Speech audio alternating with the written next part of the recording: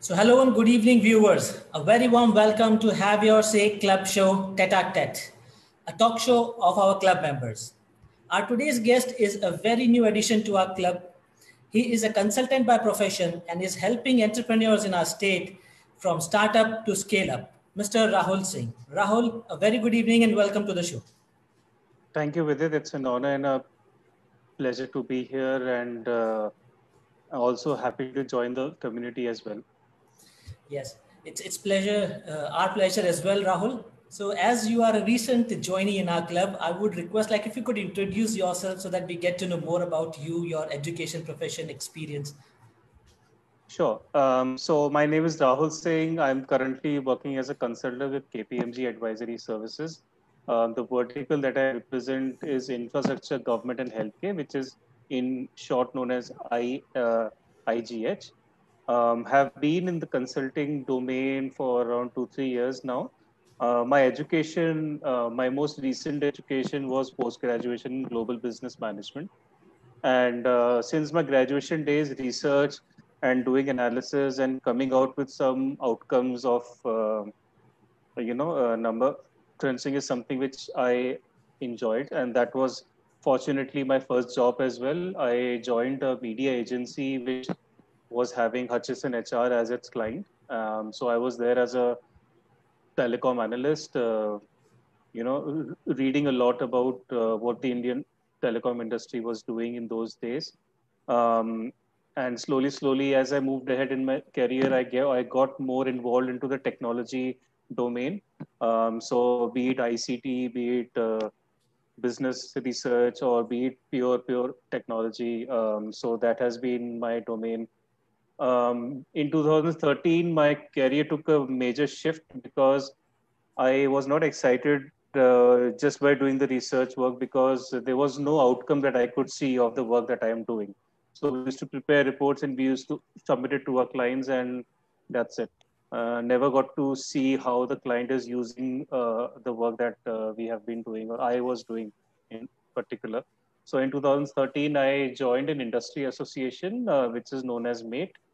The full form is Manufacturers Association for Information Technology. So I think most of the people know NASSCOM as an organization. So NASSCOM was a spin-off from MATE, which was the industry association for hardware companies in India. So from Lenovo to Dell to HP to IBM, all these major brands are members of the association. And I was fortunate to join MATE because that transformed the way I looked at my career, and it set the course for my journey as a consultant. So, interacting with the industry members and taking up their issues in front of government, also doing the other way around, taking government issues and taking them back to the industry. So this is the public policy domain, wherein you are raising issues on behalf of a group in front of another group. So public policy domain is where I then sort of started to plant my foot and move ahead in my career options. So yes, and it was in those days in 2015, 16, when the NDA government announced the startup program. I got introduced to this concept. I also happened to meet a few entrepreneurs in those days. Part of that experience and interactions were in Jaipur itself when I was working in Delhi. So that's when I started interacting with these entrepreneurs, trying to understand, their issues and all. And then I felt that there has to be a consistent voice and a platform which these guys need. So and yes, so that's how then I went into this domain of helping people and trying to raise their issues. And yes, right now I'm doing that as a full-time employee in KPMG also. So we can say it was destined for you to be in entrepreneurship ecosystem. Yes, destiny also, I think choosing and identifying your niche area early on, it helps a lot in defining as to what you want to achieve from your work. So yeah, I would like to put it that way. So what is the work cut out here at Jaipur and is with KPMG as an advisor and consultant? Sure. So the government of Rajasthan had launched the startup program in 2017, which is known as iStart Rajasthan. And a part of that program is being managed by KPMG as a consultancy. So we are stationed in the Techno Hub, which is situated in Janana Dungri area. And it's actually a co-working space, not actually a co-working space, it's an incubator where we incubate startups and we provide mentorship, guidance, assistance, and facilitate their interactions with the other stakeholders, be it investors, be it other ecosystem players.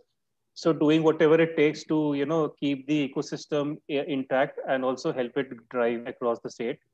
So apart from Jaipur, we have similar facilities in Kota and Udaipur. Jodhpur, it was already constructed. It was to be announced, but the lockdown forced to delay the announcement. And in future, it's going to come up in Ajmer, Bharatpur, and I think another place, I don't remember. So the 7 district headquarters would be the nodal agencies where these startups can be incubated. And apart from that, the regular things which the IT department takes up to facilitate the iStart program. So yes, largely this is what encapsulates my work day in, day out. Sounds very exciting. Meeting all these new businesses and ideas and understanding them, helping them. Quite an interesting job. So, if I may ask you, if you can share, like how many startups have you counseled, like, and how many investors you could bring in, and how many ventures succeeded? So, any idea about that? So I'll just put in the recent numbers in front of you. So right now, the KPMG group is mentoring around 41 startups. And that's almost 50% of the incubator startups in the Techno Hub. Kota and Udaipur combined together are hosting around 50 startups. So those also are completely managed by KPMG. So as a group, yes, we are currently actively mentoring around 100 startups. I personally have been interacting with around 60 startups, including the ones that are incubated here, apart from the ones that I have sort of bumped into or got in touch with through some common connect. In terms of investors, around 10 to 15 individuals and groups combined. I've been personally interacting with them and helping them to identify, the right match. In terms of success in the matchmaking and converting an interaction into a final deal between a startup and an investor, that is yet to happen. I haven't been able to succeed in that, but the efforts are on. I'm highly motivated and positive to ensure that someday that day will also come. It's a good business to be in, building business, yes, I think. Oh yes, absolutely. This is the best time to be in that kind of zone where you help others. So one question which is very common, and whenever you start a new journey or a new entrepreneurship program, you also come across from society and people around that the success rate in these new initiatives are not very much. Do you have any idea of what is the exact success rate given the data you had? Yes. So if you look at the global trends in the past 4 to 5 years, there's a broad number that comes up every time when you do a simple Google search that 95% of the startups actually fail in the first 3 to 5 years.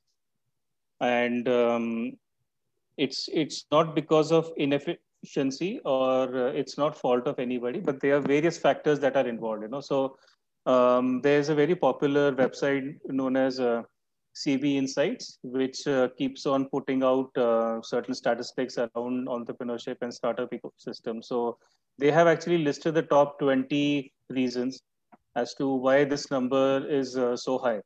So I won't go through the entire 20. So I'll just list the top 3.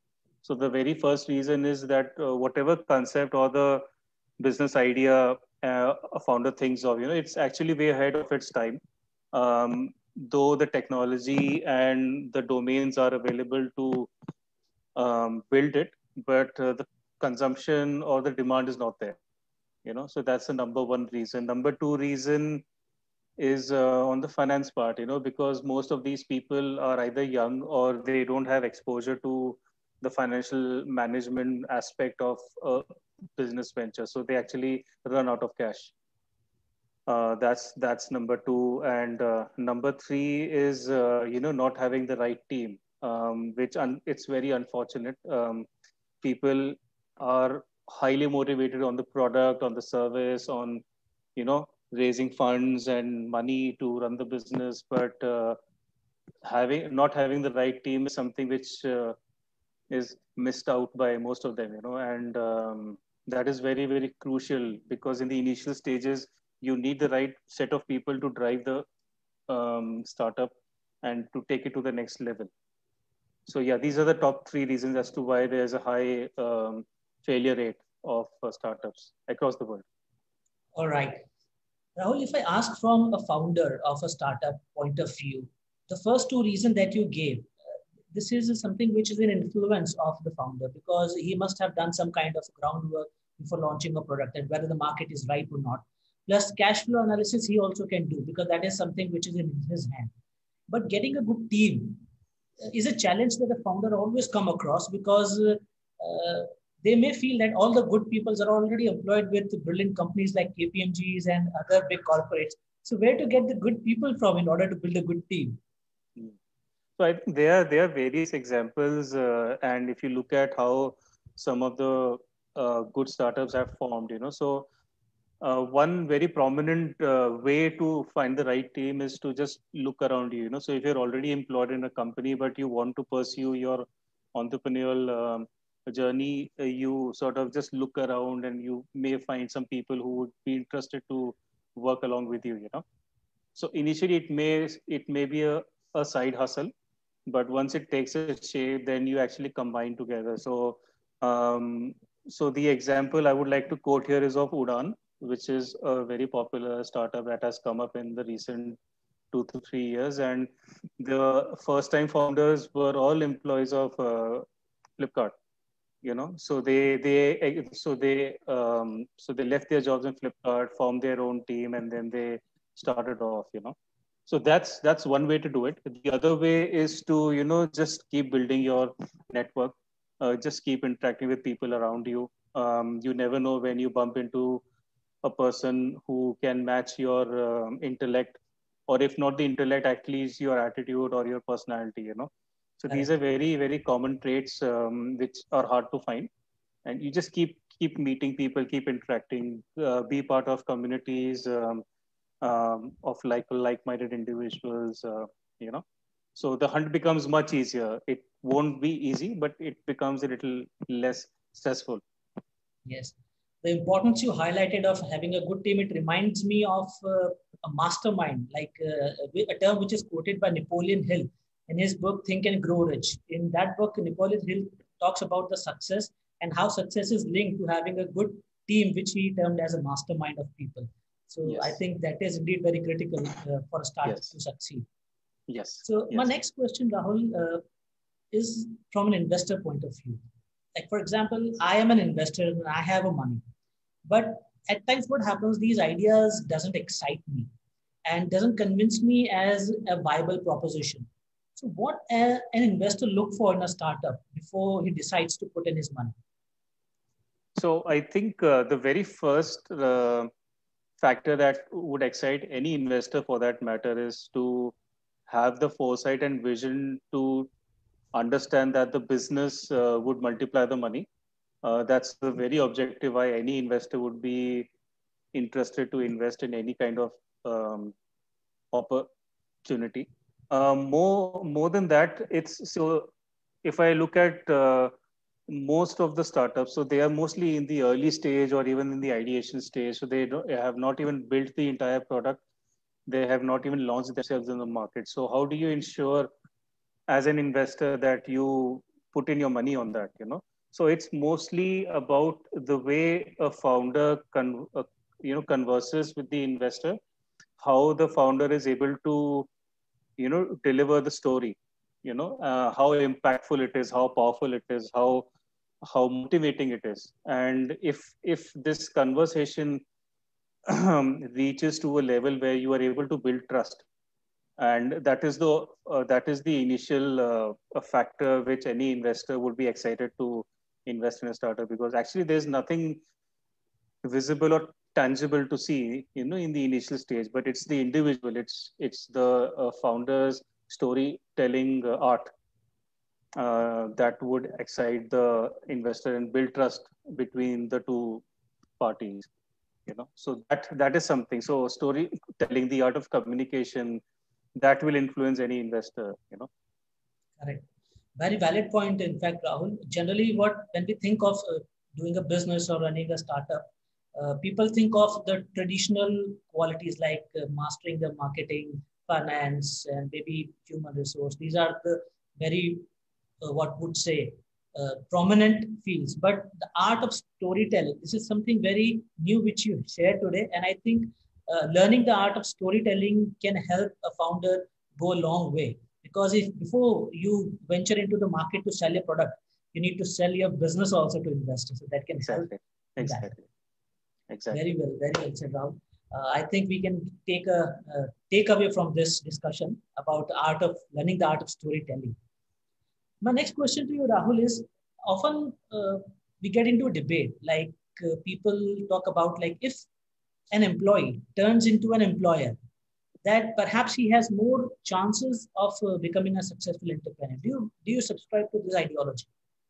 So I would say yes and no. I wouldn't be 100% satisfied or inclined towards it. Neither I would deny it completely. So I'll first answer the yes part and then I'll answer the no part.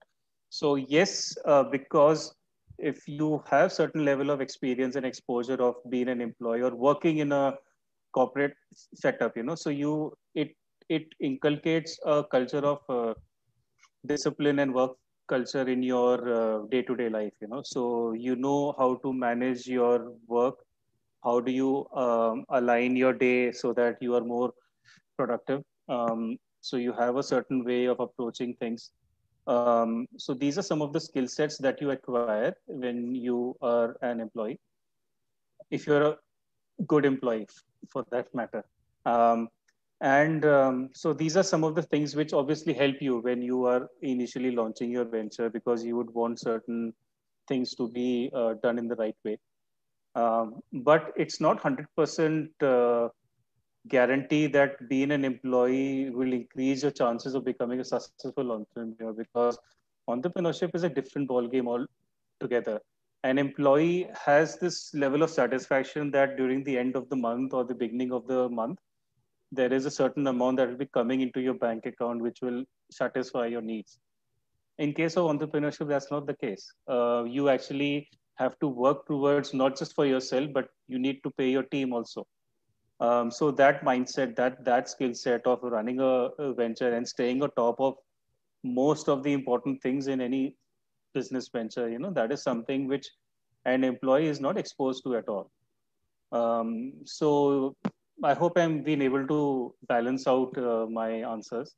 Yes. Yeah. Yes, indeed. My next question, Rahul, is it's very close to me because this is what I have been hearing all these days now. That has like venturing out for a startup become a fashion. Unfortunately, yes. Everybody feels to use the term startup as a a very fancy and a very trending way to sort of uh, market yourself. So anybody from a t-shirt manufacturer to a coffee maker to a restaurant owner is now calling himself or herself as a startup founder. I think the very reason why this has happened is that the very concept of or the very definition of a startup is misunderstood by many people. So I'll just take a few years back as to when the startup ecosystem began officially. So this was in California, as everybody knows. So the Silicon Valley is the technology hub of the world. It's now being taken over by other smaller ecosystems across the world now. So that's where this buzz of startup terminology began. So you're starting up something which is, which cannot be, so it's not tangible in nature at the moment, but there is a lot of potential for it to grow as a business. And that's how the definition is termed. So I'll just first quote the definition. So you're trying to solve a problem in an innovative way, using technology as an intervention. And this eventually would lead to a business becoming a profitable and a scalable business model. So these are some of the keywords around which startups operation and the structure and the definition surrounds.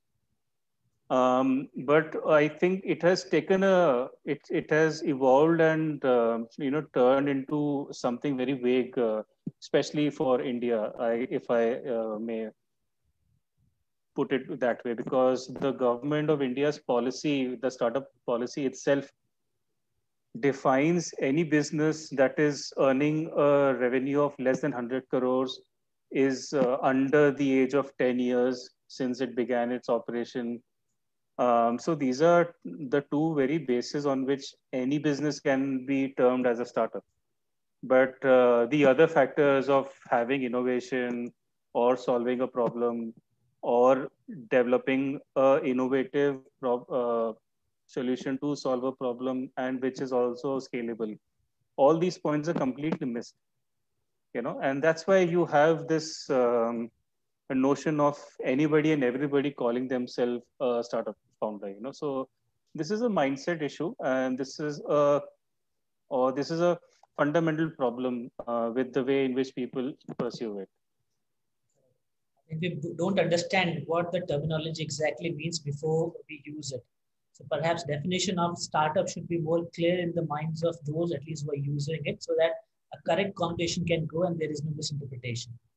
Rahul, yes. We also learned that you are associated with many other organizations apart from your own, the place where you work. So what are those associations you are connected to? Yes. So apart from my full-time role as a consultant in KPMG, I also am part of a few startup communities. So namely Startup Grind, which is a global community of individuals and volunteers who are basically just helping people around them to,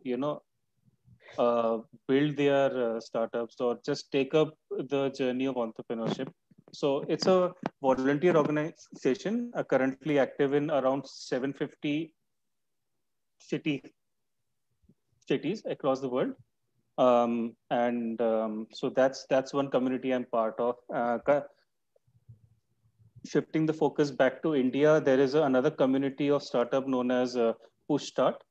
So I'm part of that community as well. Again, we just help each other out. We just pass on leads and we just pass on connections which can help each other to grow, Now just moving the focus out of the startup ecosystem, I am also associated with the Robinhood Army of Jaipur. So I'm part of the C scheme and the Bunny Park chapters. So again, the very notion of helping people around me drove my interest towards joining this exciting organization. So have been part of it for, I think, 8 to 9 months now. Unfortunately, because of the lockdown and the coronavirus pandemic, I've not been able to actively participate in the drives. But whenever I was able to, yes, I have been there. So I would say that helping businesses to stand up on their feet is also a Robin Hood kind of a job.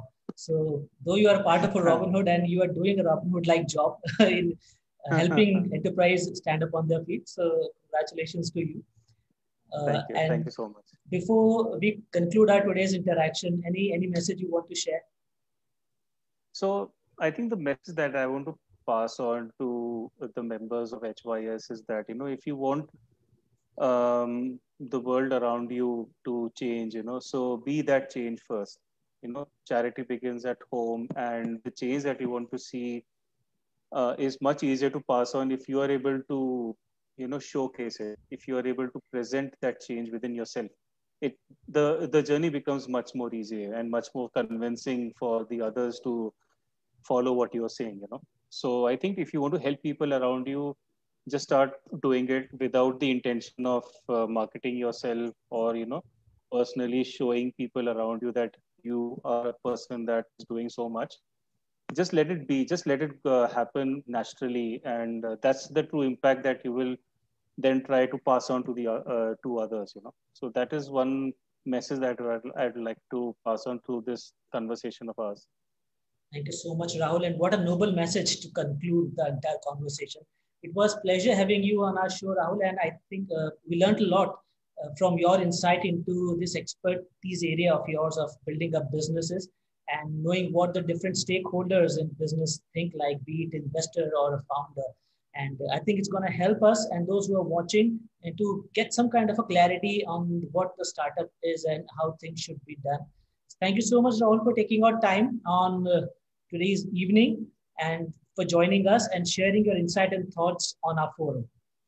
My pleasure and honor to be able to pass on so many insights and interactions from my experience. And as always, whenever I meet anybody, I always say that I'm there for anybody who wants to reach out. I'm happy to talk to them, interact with them, and if there is any way I can help anybody, they are happy to communicate with me. And if you want to reach out to Rahul, you can reach out to HYS, so we can help you in bridging the gap and connecting with you, Rahul, in case you need any help.